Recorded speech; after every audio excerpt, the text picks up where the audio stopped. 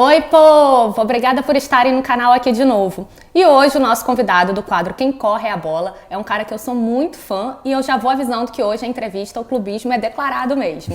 Obrigada, Júlio César. Obrigado a você, é um prazer aqui estar participando do seu canal e já desejando aí muito sucesso para você. Obrigada. É um prazer.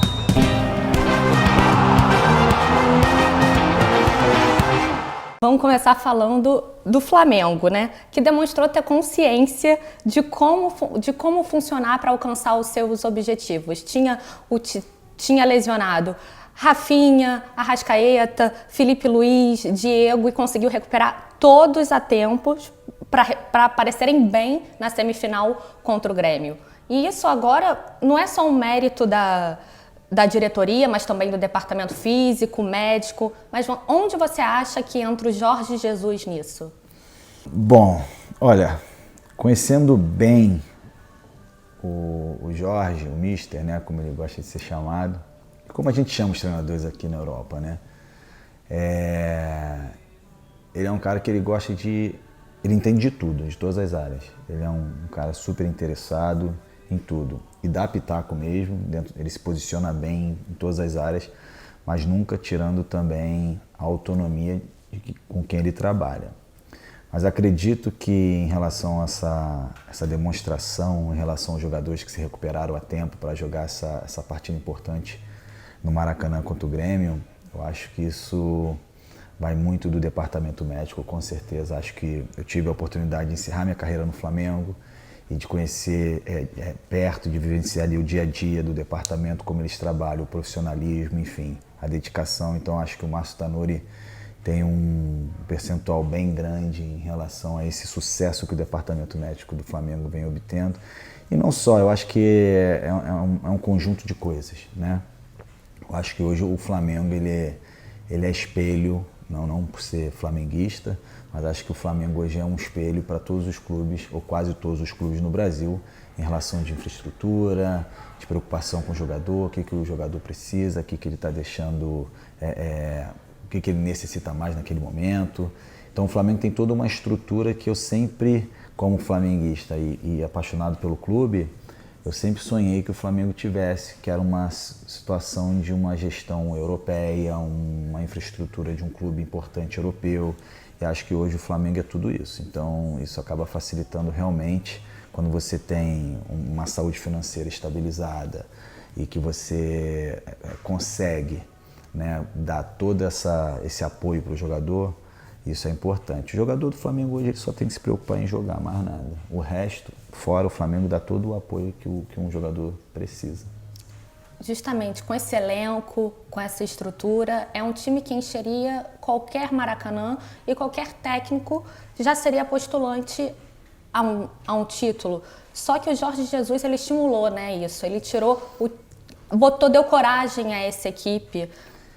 Né? E muitas coisas que a gente vê, o Flamengo ele costuma recuperar a bola no campo ainda, a construção sai logo dos defensores, que passam para os meias atacantes, e a bola chega muito mais rápido no seu objetivo, que é diferente de outras equipes. E você como goleiro pode falar que uma pessoa que merecia esse crédito, que não está tendo tanto, é o Diego Alves, que está jogando muito bem com os pés. Mas eu acho que o Diego está tendo sim, eu acho que o Diego está tendo um papel fundamental nesse novo momento Flamengo, digamos.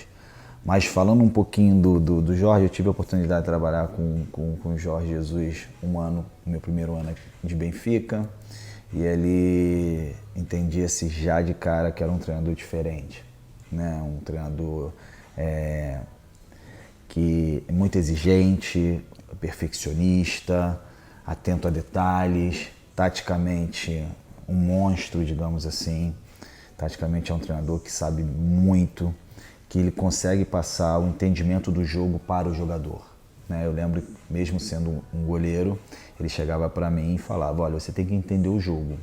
E muitas vezes, muitos jogadores hoje, eles jogam, mas eles não entendem o jogo em si.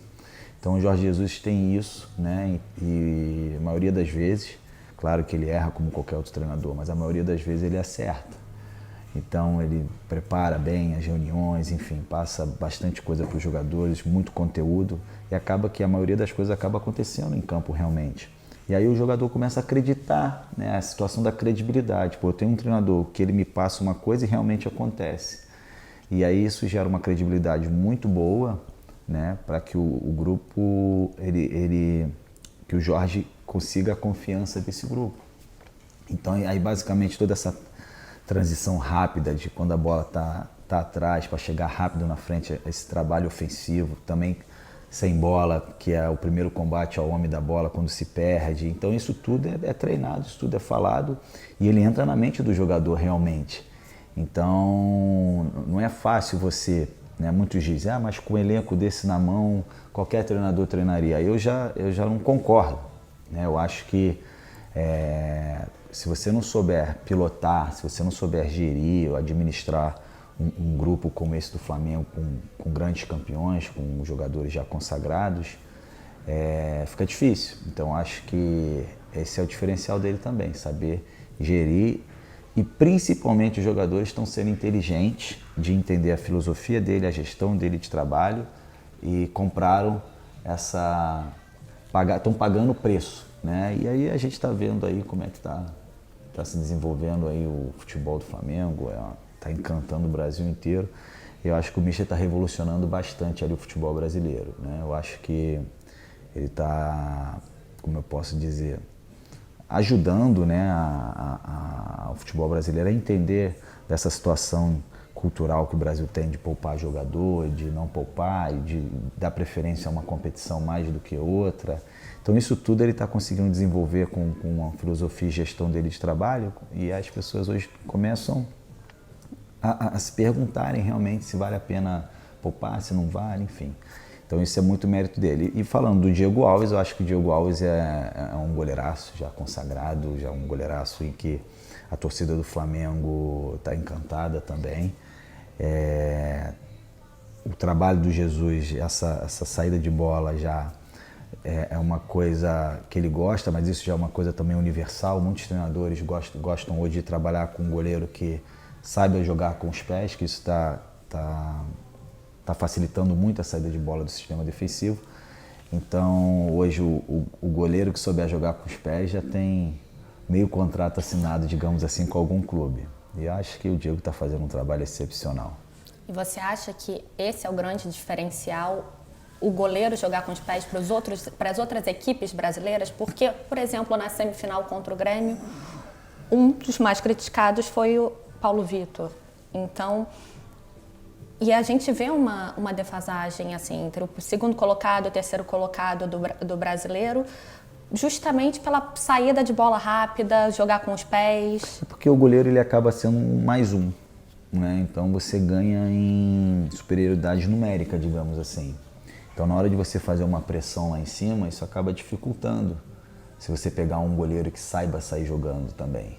E aí você começa a deixar espaço atrás. Eu falo dos atacantes, porque a gente fala que uma boa marcação ela começa na frente, com os atacantes.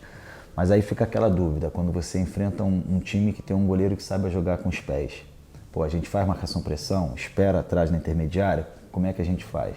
Entendeu? Se for marcar pressão, a gente tem que subir o time inteiro, né? Mas aí já deixa um buraco lá atrás. Aí, um exemplo, aí o time sai para marcar tudo lá na frente, pressão. Aí o goleiro, né, também tem que sair, né? Digamos, o Neuer, que fez isso bastante na Copa do Mundo de 2014.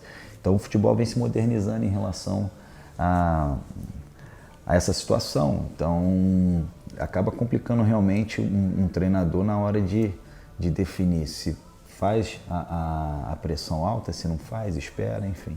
Então isso acaba favorecendo muito o time que tem um goleiro que saiba jogar com os pés. E o Flamengo, né, ele tem um técnico estrangeiro, na equipe titular são apenas 2 estrangeiros, mas o Flamengo vem jogando um futebol brasileiro melhor do que nunca, mas com influências europeias, né? E é um futebol que a gente não vê no Brasil há muito tempo, talvez desde 2011, aquele Santos do Neymar. E O River é um outro time que está muito bem consolidado, que tem ideias muito parecidas, tanto na ideia básica de ataque, de formação de equipe do Jorge Jesus, num 4-1-3-2. E, apesar de atualmente estar como tecnicamente inferior, é um time taticamente muito bem consolidado. Desde que o Galhardo chegou em 2014, já conquistou uma Sul-Americana, duas Champions e tá na sua duas Libertadores e já está na sua terceira final de Libertadores. Essa é a primeira vez que a gente vai ter uma final da Libertadores em um jogo único e campo neutro. Sendo equipes parecidas, mas o Flamengo estando há pouco tempo no seu ápice, você acha que existe alguma vantagem nesse campo neutro, decisão única? Eu não sei se teria uma vantagem ou não, mas eu sou a favor. Né? Eu sou a favor. Não sei se é por ter jogado a Champions League tantos anos, enfim. Mas eu sou a favor dessa final sem campo neutro. Acho que abrilhanta mais, eu não sei. Eu acho que a final não tem que ter essa situação de gol fora, vale 2, enfim. Acho que a final tem que ser jogada num jogo ali, num duelo único, e quem jogar melhor, enfim. Às vezes nem sempre quando jogar melhor se ganha, mas eu acho que abrilhanta mais o espetáculo. E a outra situação que você vinha falando era sem ser do... Era que as equipes jogam muito parecidas. Então. O futebol brasileiro, eu acho que ele estagnou um pouco, né, na minha opinião. Então, às vezes você vê um futebol brasileiro pela televisão, a lentidão, né, da rodagem da bola, da circulação da bola, melhor dizendo.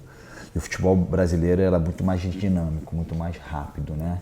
Então, os jogadores não ficam muito tempo com a bola no pé, não tem muito tempo para pensar, os passos são curtos. E aí você acaba tendo uma dinâmica de jogo completamente diferente no Brasil. Né? Gramados também, né? Vale ressaltar que os gramados aqui na Europa, a maioria, né, são sempre muito bem tratados, gramados baixos, isso faz com que a bola corra mais também. E às vezes tem campos no Brasil com a grama muito alta, isso deixa o jogo mais lento, porque o jogador cansa, né? Um piso mais, uma grama mais pesada. Então isso tudo influencia também para a dinâmica do jogo.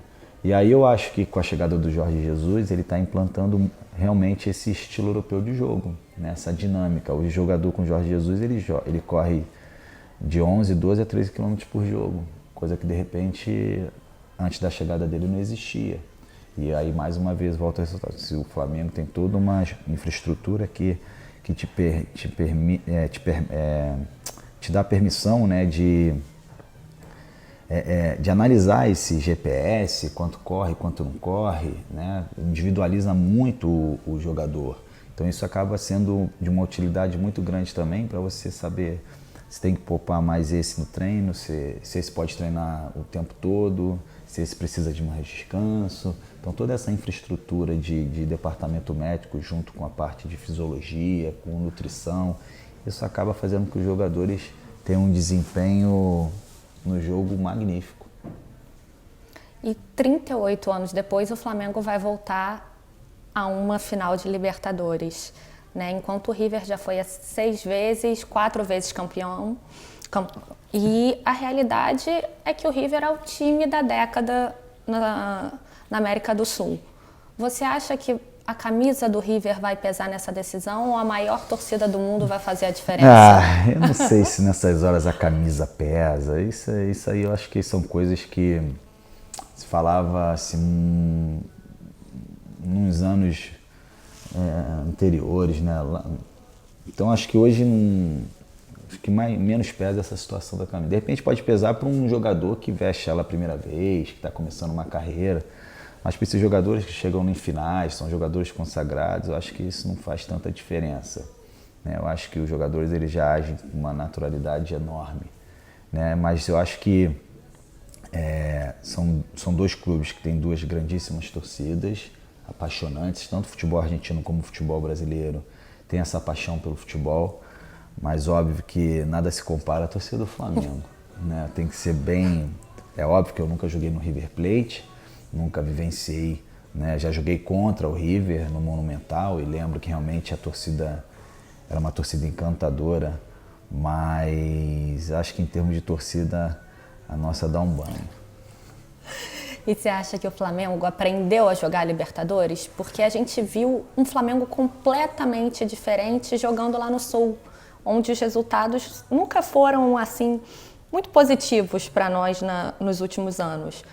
E deixou de lado que estava jogando como visitante, tanto contra o Inter, tanto contra o Grêmio. Perdeu aquele nervosismo, soube se controlar? Eu acho que isso vem muito mais uma vez falando do Jorge Jesus, não tem como não citar o Mister. Eu acho que ele chegou no Flamengo e em tão pouco tempo ele implantou um projeto, né, um modelo de jogo, fez com que os jogadores entendessem o mais rápido possível a mensagem dele. E eu acho que hoje o Flamengo ele não individualiza a competição, Libertadores ou Brasileiro. Eles acreditam no estilo de jogo, eles acreditam numa filosofia, numa gestão, e jogo após jogo eles se comportam da mesma maneira, independente de ser Libertadores ou Campeonato Regional ou Copa do Brasil ou Campeonato Brasileiro. Qual é o próximo jogo? É aquele? Como é que nós vamos jogar? Como a gente vem jogando sempre, independente da competição que seja. Óbvio que você não vai jogar bem sempre todos os jogos. É óbvio que você não vai ganhar sempre todos os jogos, né? O nível é muito alto, né? Então vai ter jogo realmente que vai estar um pouco mais cansado a equipe, vai ter outro jogo que vai estar melhor fisicamente, isso é normal, né? Então eu não acredito que eles individualizem, hoje joga Libertadores melhor do que antigamente. Não, hoje eles acreditam num projeto de trabalho, numa filosofia de jogo, e independente da competição, eles vão lá dentro de campo, que eu acho que o retângulo é o mesmo, né? E fazem o que eles têm que fazer. E a pergunta que não quer calar, você vai para o Chile assistir essa final? Estarei lá firme e forte com meu filho. Não decepcionou, né? De jeito nenhum. Tomara que tenha outras oportunidades no futuro, mas a gente tem que aproveitar essa do momento, né? Então a gente tem que ir lá, torcer, prestigiar e, se Deus quiser, junto com meu filho lá, junto com os ex-companheiros e Jorge Jesus, poder comemorar o título da Libertadores como torcedor, né? E aí, pensando um pouco mais para frente, numa possível final entre Flamengo e Liverpool, porque o Klopp ele já declarou que o melhor jogador de meio de campo é a pressão de roubar a bola. E o Klopp mudou o Liverpool da mesma maneira que o Jorge Jesus mudou o Flamengo. São equipes com qualidade técnica, agressivas, tem um jogo vertical, rápido. Como você imaginaria uma final entre as duas equipes? Um jogão de bola, né? Acho que são duas equipes que hoje, o Liverpool obviamente já é campeão europeu, o Flamengo ainda falta um degrau, obviamente, mas o Flamengo passando, enfrentando o Liverpool na final do Mundial. Acho que tem tudo para ser um grandíssimo jogo, com dois grandíssimos treinadores, né, e que revolucionaram, né, com o jeito deles de ser, de enxergar o jogo como ninguém. Eu acho que o Liverpool hoje também está fazendo um trabalho lindo na Europa, como o Flamengo começou agora, né, no continente sul-americano. Então a gente espera que seja um grandíssimo jogo, mas que no final das contas, com respeito aos brasileiros que jogam no Liverpool, mas vai falar mais alto, né? O filme se repita. Que o filme se repita, obviamente. É isso. Porque eles, na realidade, eles têm um estilo de jogo similar ao do Jorge Jesus, porque os pontas, ao invés de jogarem mais aberto, os laterais jogam por dentro, tanto o Arnold como o Robertson. Então acho que vai ficar uma coisa legal, né? Ver o Rafinha, Felipe Luiz, os dois ali, e vai ser uma guerra ali no meio. Não, e é bom que o Rafinha e o Felipe Luiz, bom você tocar nesse assunto, foram dois jogadores importantíssimos, né? Pela experiência, pela rodagem, né, aqui na Europa. Então são jogadores que, quando o Flamengo, se Deus quiser, tiver a oportunidade de jogar esse jogo contra o Liverpool, já tem uma bagagem, uma experiência muito grande. E já por terem jogado Champions League, o Rafinha já jogou final de Mundial de Clubes. Então isso também acaba sendo um ponto forte para o Flamengo. em relação a isso também. E o Flamengo de Jorge Jesus disputaria qualquer competição no mundo? Disputar, eu não digo ganhar, mas estar ali na ponta competindo. Acho que sim. Acho não, tenho certeza. Certeza, eu não vou dizer certeza, que eu não gosto de trabalhar com uma certeza, mas quase certeza que não deixaria a desejar em nenhum campeonato aqui na Europa. E times marcantes, né, como esse do Flamengo, apareceram já em outras gerações e nem sempre ganharam. Deus me livre que não saia nada como planejado, mas se esse Flamengo não conquista o Brasileiro, não conquista a Libertadores, ele vai ficar lembrado como a Holanda de 74, o Brasil de 82, que são seleções que jogaram muita bola, mas infelizmente não conquistaram o seu objetivo. Mas eu acho que tem uma coisa que vai ficar aqui, vai servir de legado para os outros times. E isso vai servir a forma que o Flamengo vem jogando, porque nessa temporada, principalmente, a gente vê muitos times, grandes times, jogando defensivamente e recebendo muitas críticas. Então, você acredita que esse Flamengo é capaz de mudar na próxima temporada o estilo de jogo de muitas equipes? Isso vai muito do treinador, né? Acho que isso vai muito do treinador, não tenha dúvida. Mas infelizmente, o futebol é resultado. Às vezes nem os melhores ganham, nem aqueles que estejam fazendo o melhor trabalho vence. Né? Que eu acho isso de uma covardia muito grande. Eu acho que no Brasil a cobrança é enorme em relação a essas situações. Né?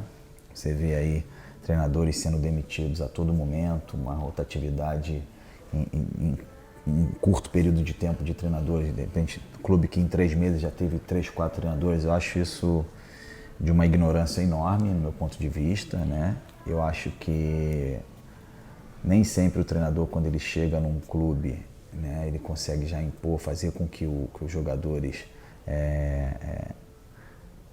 façam aquilo que ele esteja pedindo, já dê a resposta, né, imediata.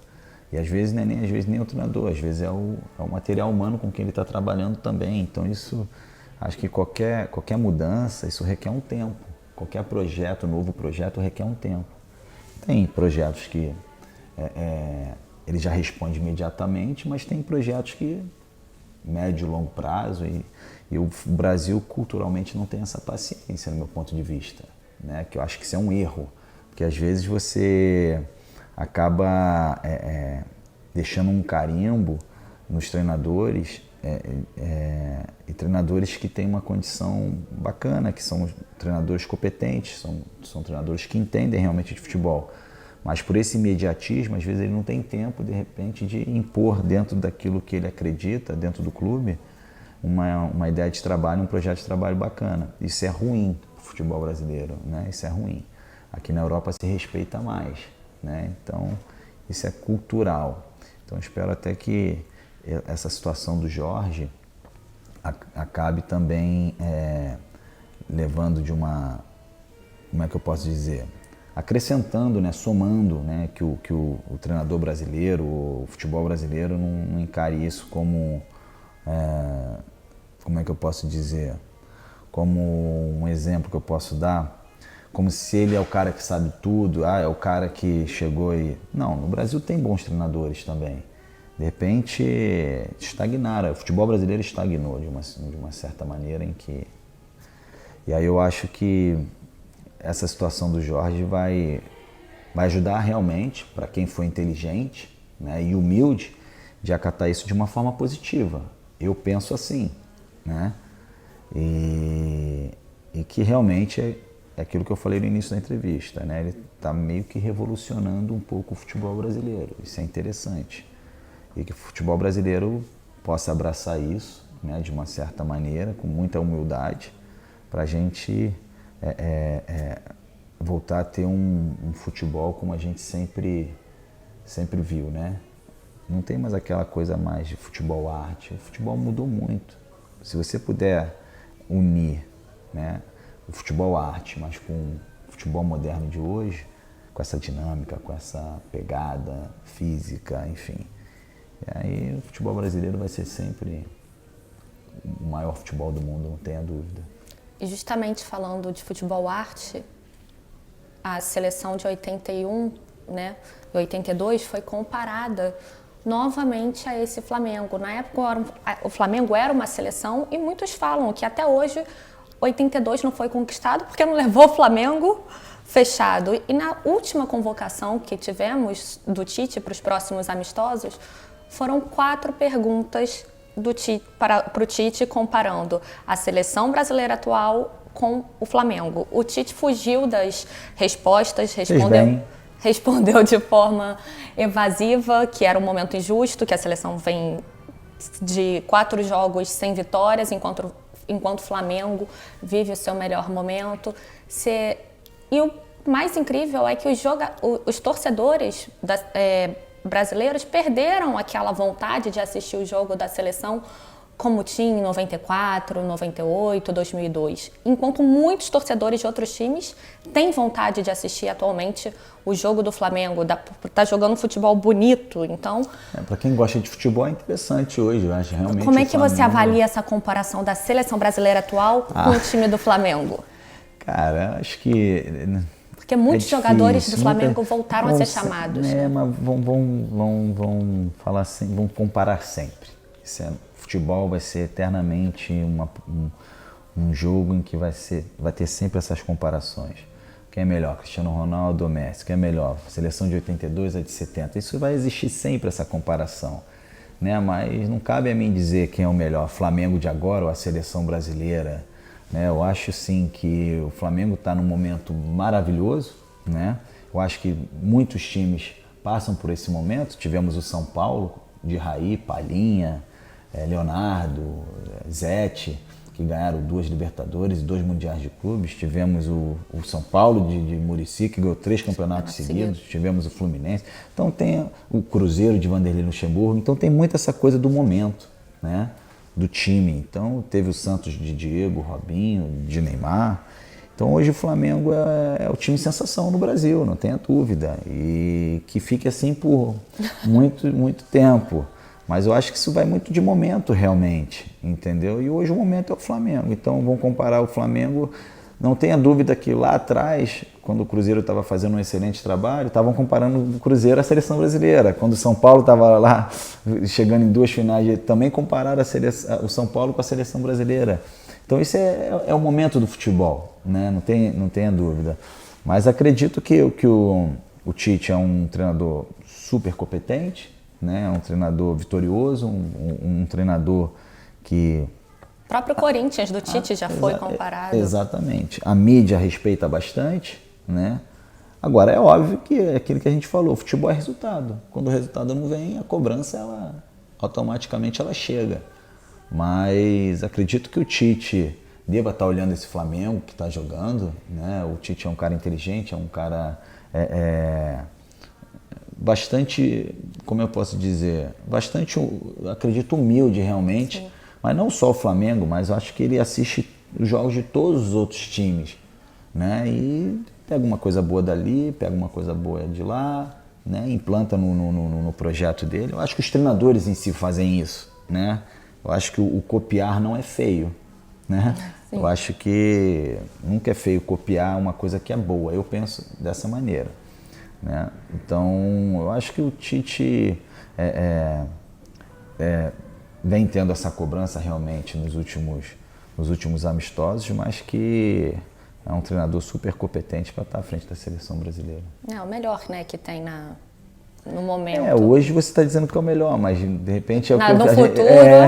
A gente não sabe, porque hoje muitos críticos não querem mais ele, querem um Renato. Não, o Tite deixou de ser unanimidade, mas... Deixou de ser unanimidade, perfeita colocação. E aí tem o Renato, mas aí agora o Renato perdeu a semifinal para o Flamengo de 5-0, né? E aí não sabe mais, agora de repente, se o Renato seria um bom... Não. Muitos dizem, né? Muitos ainda defendem o Renato, futuro treinador da seleção brasileira. Então, assim, a todo momento o futebol, as pessoas elas vão mudando de opinião, né? É incrível isso. Mas eu acho que, assim, mesmo com a chegada do Jorge Jesus, que, para mim, se não foi o melhor, foi um dos melhores treinadores com que eu trabalhei, O Brasil tem excelentes treinadores competentes demais para estar à frente da seleção brasileira, né? E, enfim, eu acho que os treinadores eles têm que ser inteligentes nesse sentido de saber, como eu posso dizer, observar um trabalho de um treinador novo no mercado ali no futebol brasileiro, que é o do Jorge Jesus, o Sampaoli, o Galhardo na Argentina. Acho que os treinadores a todo momento eles estão se estudando e se analisando. Eu acredito muito nisso. E depois cada um faz seu tipo de gestão, sua filosofia de trabalho, naquilo que cada um acredita. Agora vamos mudar o foco do clubismo. Vamos falar da Inter de Milão. Vamos lá. A Inter de Milão não ganha um título do campeonato italiano justamente desde 2009 e 2010, quando você ainda estava lá. E essa temporada ela voltou a jogar um futebol bonito, está competindo ponto a ponto com a Juventus na Série A. No momento se classificaria em segundo, né, na fase de grupo da Champions. Onde é que você acha que a Inter pecou na última década? Olha, como eu disse, acho que toda reformulação ela às vezes leva tempo, né? Então a Inter de Milão teve um momento ali realmente extraordinário, ainda bem que foi no momento que eu tive lá, né? Que foi um momento ali de 7 anos, 14 títulos e montou-se um grupo realmente incrível, que a gente conseguiu fazer frente com todos os times da Europa. E aí logo depois a saída do Mourinho e a saída de outros atletas que compunham aquele time na época, automaticamente a gente gera essa reformulação. E aí a cobrança é alta por aquilo que a Inter vinha apresentando, né? E aí vem essa situação do imediatismo, mas não comparado ao Brasil, né? Você vê que a Inter está há tanto tempo sem vencer um campeonato italiano, há uma cobrança, há uma série de situações, mas as pessoas também entendem que está num processo de reformulação.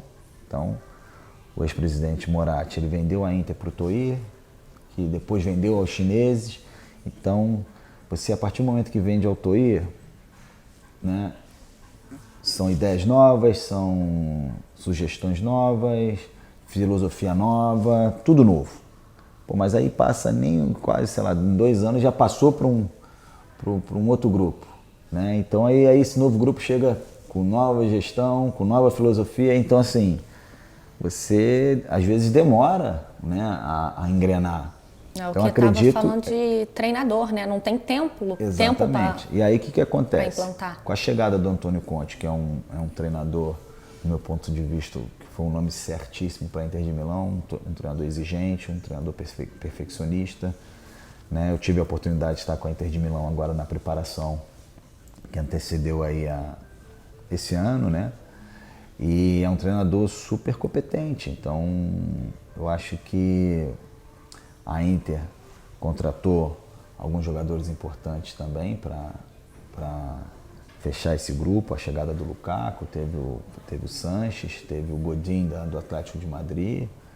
Então, assim, eu acho que a Inter é uma questão de tempo.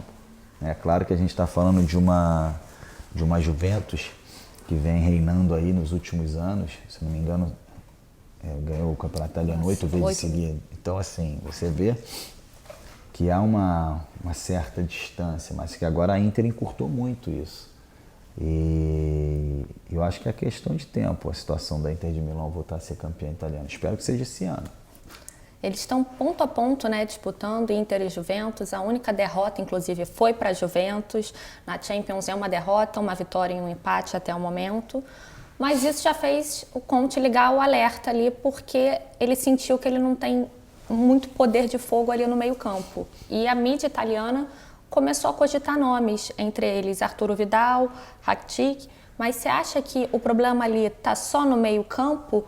Porque, principalmente no jogo contra o Barcelona, da Champions, que foi uma grande equipe, no primeiro tempo foram muitos gols perdidos e no segundo tempo o ataque foi inexistente. Então, você acredita que o problema da Inter no momento... Seja o meio-campo? Seja o meio-campo? É difícil. É difícil falar isso, né? Senão a Inter chegava, me ligava e falava, Júlio, vem cá e faz um contrato com a gente aqui para tu treinar o nosso time esse ano. Mas isso eu não consigo identificar com toda sinceridade qual seria o problema da Inter de Milão. Até porque de fora é muito difícil você opinar. Às vezes você está vendo uma coisa ali pela televisão, mas tem outras coisas extra-campo que influenciam muito no dia a dia, né?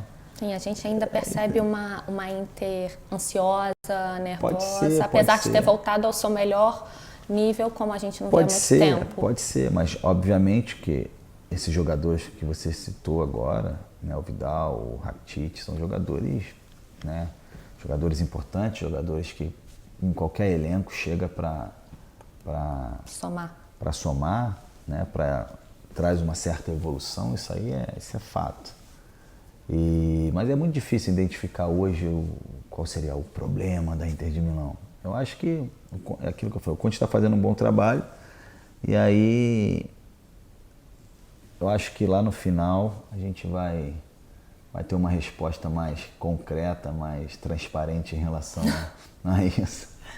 E a gente pode afirmar que o Cristiano Ronaldo e a Série A é a principal razão do mundo voltar os olhos para a competição italiana? Ou não tem nada a ver? Não, eu acho que sim. Eu acho que o Ronaldo tem um peso muito, muito grande dentro do futebol. Isso aí é fato. Né? É um atleta de altíssimo nível e que quem gosta de futebol adora assistir o Ronaldo jogar. Né? Então, assim, a ida dele para o campeonato italiano foi de uma... Como é que eu posso dizer? De uma... Grandeza. Obrigado. De uma grandeza muito legal, porque o futebol italiano estava meio que... Não estava como na última década e voltou voltou a fazer grandes estagnado, contratações, né? Eu lembro, eu sou de uma época que os jogadores, os maiores nomes do futebol, gostariam de jogar na Itália, né? E na Premier League também, enfim. E agora com a ida do Ronaldo, eu acho que o futebol italiano voltou a ter a atenção, não como devida, né? A atenção devida que merece, mas o Ronaldo contribuiu muito para que o futebol italiano voltasse aos holofotes. E acredito que uma coisa bacana, uma ideia que eu tenho na minha cabeça, de repente, um Neymar da vida também no futebol italiano seria muito bacana. O Neymar, de repente, aí fazendo aqui já um jabazão, se o pai dele amanhã assistir, né? Jogar na Inter de Milão seria interessantíssimo, fazer esse duelo Neymar e Cristiano Ronaldo, seria maravilhoso. Eu acho que o futebol italiano voltaria aí sim nos holofotes, porque o Neymar também é um jogador que fora dos gramados tem os holofotes, tem essa situação toda, né, que pode vir a somar para o futebol italiano. Seria o Ronaldo e Messi na Espanha e agora Neymar e Ronaldo na Itália. Você queria ele na Inter, porque obviamente. A mídia cogitou ele na Juventus, né? Mas aí não seria Ronaldo contra Neymar, né? Mas imagina também os dois jogando juntos. Vai ficar complicado. Mas eu acho que ele fica bonito de azul e preto. Última perguntinha antes de eu fazer um ping-pong aqui com você. E esse ping-pong aí... ninguém me preparou. Não, a pergunta eu acho que é... Vamos lá. Você já passou pelas principais competições europeias? Campeonato inglês, português, italiano. Gostaria de ter jogado a La Liga? Ficou faltando isso na sua carreira? Não. Não? Não gostaria de ter jogado no Real Madrid, no Barcelona? Olha, não, acho que não. Eu não posso, como é que eu posso dizer?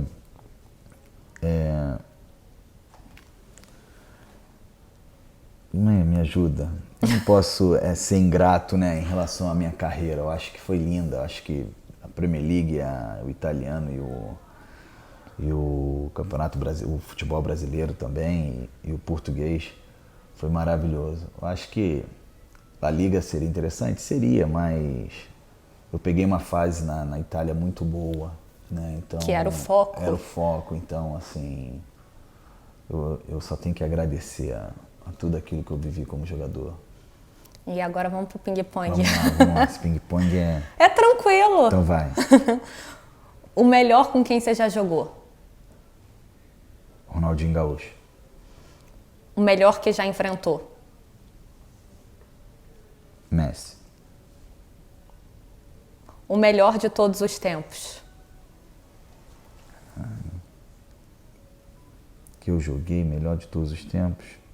Mas que eu joguei. O jogador que eu. Pode ser. Da minha geração.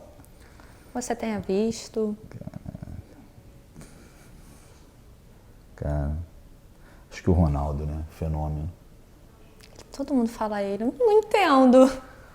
Por que Pô, será, o né? Ronaldo Não tem o que falar. porque o Ronaldo com 17, 18 anos. Não, ele Acho que o nome já diz tudo, né? É o fenômeno. Né? Então, assim, acho que. O mais Ronaldo, habilidoso em atividade? O mais habilidoso em atividade, Neymar. Melhor memória no futebol? Pode escolher duas, não? Pode. Não, foi assim. Tem duas memórias lindas no futebol, que é. Talvez três, vai. Dá um desconto aí. Foi a vitória da Champions League, obviamente. Os pênaltis contra o Chile no Mineirão, na Copa do Mundo. E quando eu fui. Eu subi com a seleção brasileira no Maracanã para comemorar a Copa das Confederações com meus filhos, o Cauê e a Júlia. Ou seja, a pergunta seguinte era a melhor comemoração, já foi respondida. Pô, tá bom. Já foi no pacote. Eu acho que também, né? Defesa inesquecível já foi respondida. Não, a defesa inesquecível eu posso te falar. Cara, não vou dizer inesquecível, mas é uma defesa que todo mundo fala sobre ela, né? Quando eu vou na Itália, principalmente. Que é a defesa que eu fiz no Camp Nou, semifinal da Champions League. Que o Messi ele vai cortando para o meio e ele faz o arco, né? Ele mete a colher na gíria do futebol, né? E eu com a pontinha desse dedo aqui eu boto para escanteio. Então essa defesa ela é muito comentada por muita gente, né? Que aprecia futebol quando eu vou na Itália, enfim. E o Mourinho outro dia deu até uma entrevista dizendo que eu não fui o melhor guarda-redes dele, que aqui em Portugal chama guarda-redes. Mas que a defesa mais bonita que um guarda-redes dele fez foi essa defesa contra o Barcelona, contra o Messi. E o treinador com quem mais aprendeu? Acho que, olha só, cada um tem a sua particularidade. É difícil você apontar um que mais aprendeu. Eu acho que é aquilo que eu disse, você pega uma coisa positiva de cada um, uma coisa bacana de cada um e você depois cria as tuas ideias, Mas eu cito dois portugueses, né? Que foi o Mourinho, né? E o Jorge Jesus. Por coincidência, os dois portugueses. Campo mais difícil de jogar? Cara, eu acho que na minha época, eu acho que foi o Barcelona mesmo, lá no Camp Nou. É dificílimo jogar contra o Barcelona. Então, naquela época, Xavi, Iniesta, Messi, enfim, era uma loucura. O título que mais te marcou? Champions League, sem dúvida nenhuma. E um sonho ainda a realizar? Um sonho ainda a realizar? Posso falar? Aí eu vou puxar um pouco pro meu novo trabalho agora, né? Tem que aproveitar aí, que é... Eu tô começando a agenciar, ser empresário de jogador de futebol, é poder fazer um lindo trabalho com todos os jogadores que eu tiver a oportunidade de trabalhar e impor, né, toda a minha experiência que eu tive como jogador, né? Tentar passar para esses jogadores que eu vou ter a oportunidade de trabalhar e fazer com que a minha empresa, né, se torne uma empresa, não vou dizer de sucesso, mas que seja uma empresa respeitada dentro desse mundo, né? Então eu tenho aqui algumas pessoas que servem para mim como referência, que é o Kia Jorabichan, Juliano Bertolucci, Jorge Mendes, só nome pesado, né? Mas agora eu estou vivendo uma nova fase da minha vida, obviamente, né? E eu vejo essas pessoas esses profissionais como profissionais a serem seguidos, digamos assim, né? Então, meu sonho é esse, é poder hoje realizar um trabalho bacana nessa minha nova área e que eu possa ajudar bastante muitos atletas aí a, de repente, terem uma carreira, né, graças a Deus, vitoriosa como eu tive, como outros jogadores hoje estão tendo a oportunidade de ter. né? E de ter também construir uma família, um futuro, uma estabilidade financeira. Então, o meu sonho é esse. Muita sorte no seu novo projeto. Obrigado. Obrigada pela entrevista. Foi um prazer. E é Falo isso. muito de Flamengo. Mas o que eu vou fazer? É o time do momento, o assunto Assim, da semana. É claro, fez Tô bem. com o ídolo da nação. Vou fazer o quê? Isso é ótimo. É Mengão na cabeça, sempre. Que partidaço, tá? Que vocês aí se inscrevam. Ó, na entrevista, como é que vocês fazem? Os youtubers, clica ali no gostei, se inscreva, tá? Vamos ajudar a nossa amiga a fazer esse sucesso. Excelente entrevista, excelente profissional. E queria agradecer aqui a oportunidade e também desejar muito sucesso para você e para o seu programa aí. Tá? Obrigada mais uma vez. Então, gente, é isso. Se inscreva, compartilhe e até a próxima. Beijo! Tchau!